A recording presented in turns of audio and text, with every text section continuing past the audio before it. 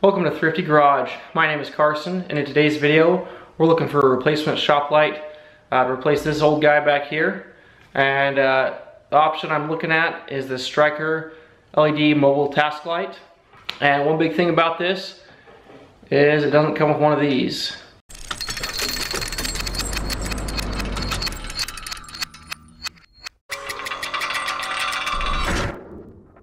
I've been looking at products from Striker for a long time now. They have some really unique looking lights for garage lighting conversions. Unfortunately, my garage has the wrong fixtures for their application, but as of recently I've been on the hunt for a good LED shop light to replace my old halogen light. And this light seemed to be the right fix for me. So in today's video, we'll do a full in-depth review, my initial thoughts on it, and initial uses and reactions. And hopefully this will help in your buying process and see if it's something that you want to buy and use for your home.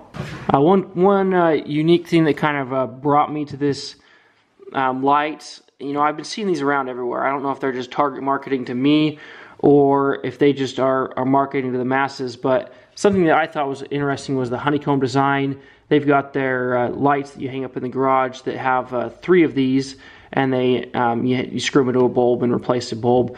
One thing I didn't realize is it's actually functional. So this is actually a heat sink, and it's used to pull away the heat from the LEDs, which I think is really cool. After realizing why it's there, it's kind of a weird design, but realizing that it has a function and a purpose makes it more tolerable for me. One thing that I didn't really see a purpose in is this brightness thing. One's like 120 degrees and one's 180 degrees, so one's supposed to be more focused light. I couldn't really tell a difference. I had it on this setting, so maybe that was the brighter one of the two, or the one I preferred. One of them almost seemed more yellow. Little gimmicky gadget things that I think are unnecessary in a light. For me, I just want a light that's going to work and do its job. One thing with this light is I'm going to compare it to the Klein battery pack light that I've been using recently. This one's obviously got more functionality. You can turn it and twist it and use it for all sorts of things that we're like looking at today. But one thing that was really nice on that Klein battery pack is it's mostly a battery pack. It's actually intended for like recharging your cell phone, but it also dual purposes and has a really nice light on the front of it. And it has a little flap that makes it into an A-frame. So it's not as functional as this, but I do love the dual functionality that it can be used for both a flashlight, stand light, or it can be used as a battery pack. This light only is intended to be used as a light. I haven't tried plugging into this to see if I can pull power out, but the Klein one has a couple different power input and output options. So something to consider if you're looking for something that's dual purpose. This is just a light, a battery powered light. You can plug this in and use this as a plug-in light, but like I said with the cord, it's not real durable in that way. If you're looking for something you can plug in, there's probably better options that have plug-in capabilities, but you can use this while it's plugged in as a backup. I don't know on recharge time how long this takes. Overall build quality and durability, I haven't had any issues yet. It doesn't feel like the most durable unit I've ever worked with, but it also isn't the cheapest. It is metal, some sort of aluminum it feels like, so that feels durable. If you were to drop this, it'd probably survive. One thing I realized very quickly is don't look in the light. It is very bright, very blinding, it does work as a light, and it's good for that. Okay, I finally ran this until it's dead. Doesn't have the greatest runtime. I was using full power. Basically got me through 2 small projects. Did an oil change tonight. The Tiburon front suspension install the other night. Both what I would consider pretty easy projects. I guess with the oil change I did do a fuel filter change as well. So that'll give you a good idea of how the battery life lasts. It would be nice if this could be plugged in while it was working. It doesn't look very convenient for that. I don't even know if it'd run with it plugged in. I guess we could try out. Okay, just barely plugged it in. Light is flashing.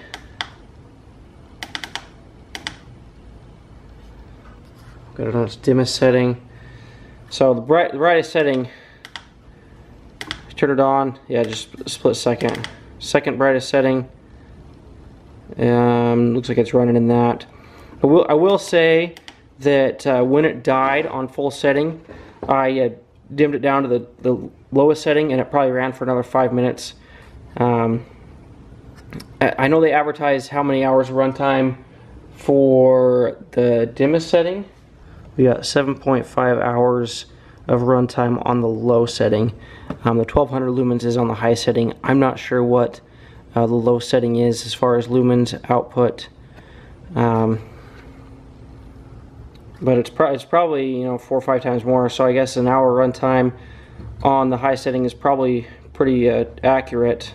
I did find some specs on the runtime. They did say on high it'll run for 1.25 hours, so my estimate was correct.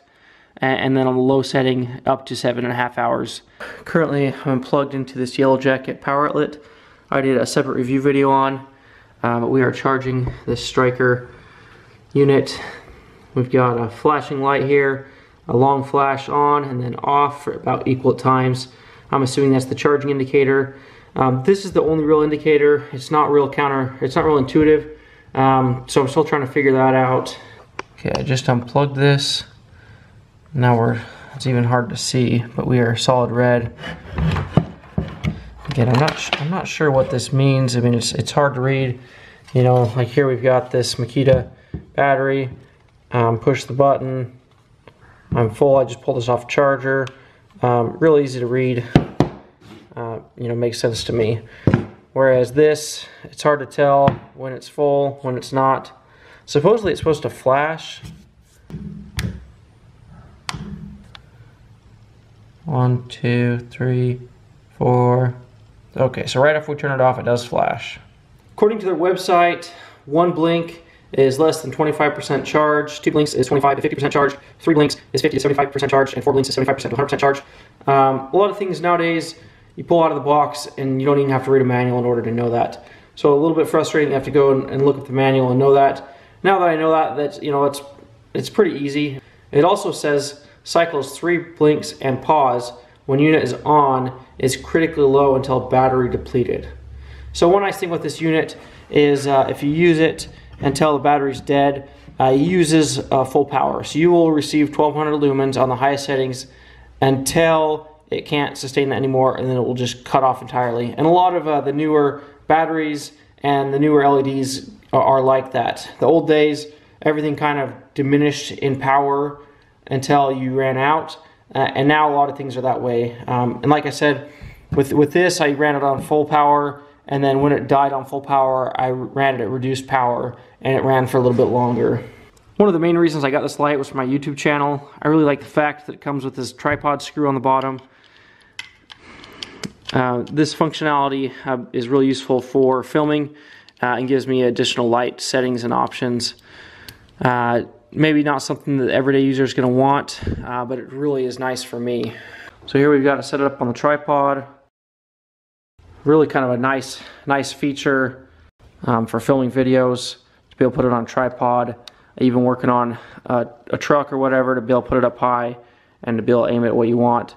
If you've got an extra tripod hanging around, it might be a good function for it, but that's kind of just cool that it comes with that ability. I don't think a lot of lights have that option. One thing that I dislike about this unit is the cord. Just doesn't feel super quality. Most everybody has these cords, so you probably got a few extra laying around. And then this little rubber piece is very weak and rubbery. I could probably pull it off pretty easily, but it's kind of hard to get in there and to stay. It just doesn't like to stay closed. Cost on this is about $50 depending on where you buy it from, which is pretty much on par with most rechargeable LED lights.